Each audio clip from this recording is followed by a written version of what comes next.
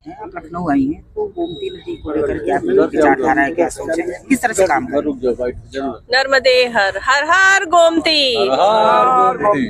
सबसे पहले तो मैं आदि गंगा गोमती के चरणों में प्रणाम करती हूँ। जैसा कि आप सब लोग जानते हैं कि शायद भारत की वो इकलौती परिक्रमा है जो माँ गोमती के उद्गम से उनके संगम तक मैंने की थी, और तभी ये प्रण भी किया था कि गोमती के दोनों किनारों को हमें हरा भरा बनाना है, और गोमती जो राजधानी लखनऊ की जीवित इकाई है उसको सच में जागृत करके इस राजधानी को पूर्वकालीन अवस्था में लेकर आना है। और इसी में पिछले दिनों मैं लंदन गई थी, तो इंग्लैंड की पार्लियामेंट में मैंने वहां भी आदि गंगा गोमती का विषय उठाया था कि कैसे हमारी नदियों को माँ और देवी केवल भारत में माना जाता है।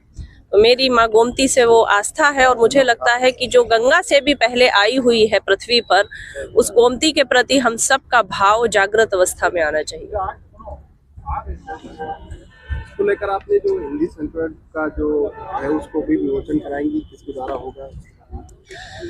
नहीं, अभी लंदन पार्लियामेंट में जब मैं गई थी बोलने, तो वहाँ की मेयर के द्वारा हमने महाकुंभ में जो हमारे पंचतत्व संस्था के कार्य थे, जिसमें हमने थैला थाली और पौधों का वितरण 45 दिन कुंभ में रहकर किया था, उसकी एक बुकलेट तैयार की थी जिसका अंग्रेजी संस्मरण का विमोचन हमने लंदन की मेयर के द्वारा कराया।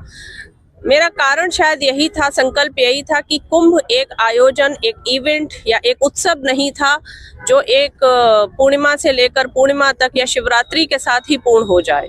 जहां 67 करोड़ लोग देश विदेश से एक नदी के किनारे का आंचल पकड़ने को भाग खड़े हों, एक दृश्य देखने के लिए लालायित हो उठे, एक डुबकी के लिए वो कहीं ना कहीं छटपटा रहे हों, उस आयोजन को सिर्फ शिवरात्रि में पूर्ण ना होकर अगले कुंभ तक हमें जागृत रखना है। और विदेशों की धरती पर मैं जहां जहां जाऊंगी वहां उस महाकुंभ की जो गाथा है उसे पहुंचाने का पूरा प्रयास करूंगी।